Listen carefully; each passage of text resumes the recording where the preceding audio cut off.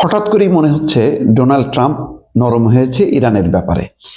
Iran মৃত্যুদণ্ড দেবে না, আজকেই একজন বিক্ষোভের দায়ে মৃত্যুদণ্ড কার্যকর করার কথা, সেই মৃত্যুদণ্ড কার্যকর করবে না এবং ভবিষ্যতেও এই বিক্ষোভের দায়ে মৃত্যুদণ্ড কার্যকর করবে না এবং গুলি চালিয়ে মারবে না।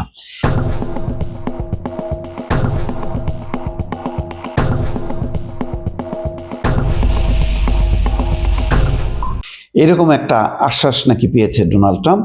সেই কারণে এই কথাটা প্রকাশ করার মধ্য দিয়ে ধারণা করা হচ্ছে যে ইরানে হামলা চালাবে না ডোনাল্ড ট্রাম্প। কিন্তু গতকাল পর্যন্ত পরিস্থিতি ছিল একদম ভিন্ন। যেভাবে কাতার থেকে উবায়েদ বিমান ঘাঁটি, সবচেয়ে মধ্যপ্রাচ্যের শক্তিশালী বিমান ঘাঁটি, সেখান থেকে কিছু সৈন্য প্রত্যাহার করার পর পুরো মধ্যপ্রাচ্য জুড়ে কিন্তু টালমাটাল। বিশেষ করে প্রবাসী বাংলাদেশি যারা, তারাও কিন্তু উৎকণ্ঠা প্রকাশ করেছে যে তাদের মধ্যে একটা উদ্বেগ ছড়িয়ে গেছে যে তাহলে মনে হয় যুদ্ধ শুরু হবে ব্যাপকভাবে। এবং তেহরান বলছে যে মধ্যপ্রাচ্যের যেই 16টা সামরিক ঘাঁটি আছে সেই সামরিক ঘাঁটিতে তারা হামলা চালাবে। এবং ট্রাম্পও ইঙ্গিত দিচ্ছিল যে তারা আলোচনা চায় ইরান, কিন্তু আগে হামলা পদক্ষেপ তারপরে। তো সেই পরিস্থিতিটা সম্ভবত একটু ঠান্ডা গতকাল থেকে, আর তীব্র আকারে ক্ষোভ বিক্ষোভ চলছে না। ইতিমধ্যে সরকারপন্থী তারাও নেমেছে। আর সৌদি আরব একটা ভালো ঘোষণা দিয়েছে, তারা বলেছে যে তাদের আকাশ সীমা আমেরিকার জন্য নিষিদ্ধ, যাতে সেই সৌদি আরবের আকাশ ব্যবহার করতে না পারে, সেটা নিষেধাজ্ঞা তারা জারি করেছে। সব মিলায় ট্রাম্প হয়তো ভাবছে যে এই ধরনের যুদ্ধে জড়ায় গেলে এটা একটা লম্বা দীর্ঘস্থায়ী হবে। তার গ্রিনল্যান্ড দখল, ভেনিজুয়েলা দখল, এই সমস্তগুলো বাস্তবায়ন করাটা কঠিন হয়ে যাবে। তা আপাতত সে সম্ভবত মধ্যপ্রাচ্যের সাথে এই ঝামেলায় জড়াতে চাচ্ছে না, কিন্তু একটা চাপের মধ্যে রাখবে, এটা বোঝা যাচ্ছে। ভেনিজুয়েলা থেকে ইতিমধ্যে তারা তেলও বিক্রি করা শুরু করছে। তেল দখল করে দেশটা অলিখিতভাবে দখল হয়ে আছে, অথচ সেখানে একটা সরকার আছে, কিন্তু পুরো তেলের নিয়ন্ত্রণ নিচ্ছে। এবং ডোনাল্ড ট্রাম্প বলছে আমি ওই দেশের ভারপ্রাপ্ত প্রেসিডেন্ট।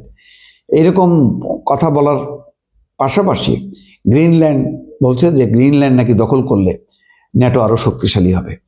যাই হোক, আপাতত যেই সংকটটা মনে হচ্ছিল যে এই 1-2 দিনের মধ্যেই বোধহয় ঘটনা ঘটতে শুরু করবে, সেই জায়গা থেকে সেটা সরে আসলো। এখন ইরানকেও বুঝতে হবে, ইরান যেভাবে নির্বিচারে তারা মানুষ হত্যা করছে, মানে মূল কারণটা সমাধান না করে, মূল কারণটা হলো মূল্যস্ফীতি ব্যাপক বৃদ্ধি পাওয়ায় সেখানে জীবনযাত্রা মানুষের মানে পিঠ দেয়ালে ঠেকে গেছে।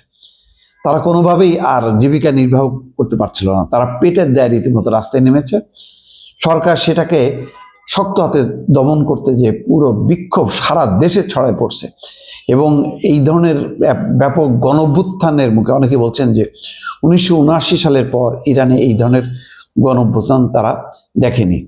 এখন সাংবাদিকদের সঙ্গে আলাপকালে প্রেসিডেন্ট বলছেন, মার্কিন প্রেসিডেন্ট, ইরানে বিক্ষোভকারীদের হত্যা বন্ধ করা হয়েছে বলে তাকে আশ্বাস দেওয়া হয়েছে। বিক্ষোভকারীদের মৃত্যুদণ্ড দেওয়ার পরিকল্পনাও স্থগিত করা হয়েছে। ইরান ইস্যুতে মধ্যপ্রাচ্যে উত্তেজনা ছড়িয়ে পড়ার মধ্যে কাতারের মার্কিন সামরিক ঘাঁটি থেকে কিছু সংখ্যক সেনা সরিয়ে নেওয়ার বিষয়ে গতকাল ঘোষণা দিয়েছে ওয়াশিংটন। এর কয়েক ঘন্টা পর সাংবাদিকদের মুখোমুখি হন ট্রাম্প।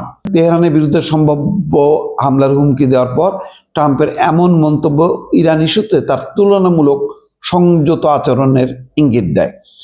এই সময় ট্রাম্প বলেন, অপরপক্ষের অর্থাৎ ইরানের খুবই গুরুত্বপূর্ণ সূত্রের সঙ্গে তার কথা হয়েছে। পরিস্থিতির বাকবদলগুলো তিনি পর্যবেক্ষণ করবেন। তবে ট্রাম্প সম্ভাব্য সামরিক পদক্ষেপের সম্ভাবনা একেবারে উড়িয়ে দেননি। প্রেসিডেন্ট বলছেন, আমরা প্রক্রিয়াটি পর্যবেক্ষণ করব। তিনি বলেন, ইরানের কাছ থেকে একটি খুব ভালো বিবৃতি পেয়েছে মার্কিন প্রশাসন। কিন্তু এটা মনে রাখার দরকার, মানে ডোনাল্ড ট্রাম্প মুখে যা বলে যে এই আলোচনা করতে করতে কিন্তু তারা এর আগে ইরানের 3টা পারমাণবিক স্থাপনায় কিন্তু হামলা করছে, ক্ষেপণাস্ত্র হামলা করছে। খুব ভয়ঙ্কর সেই হামলা ছিল, মানে খুবই শক্তিশালী, কয়েক হাজার টন তারা বোমা নিক্ষেপ করছে ওই স্থাপনাগুলি গুড়াই দেওয়ার জন্য।